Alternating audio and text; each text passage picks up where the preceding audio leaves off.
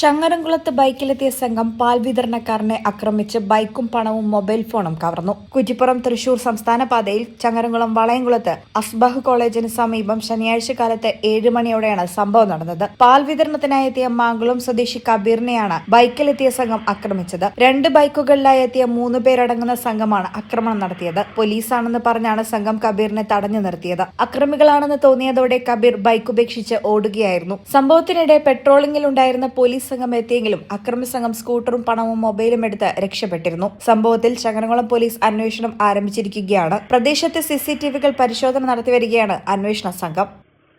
ഈ ചാനൽ ചങ്ങരംകുളം.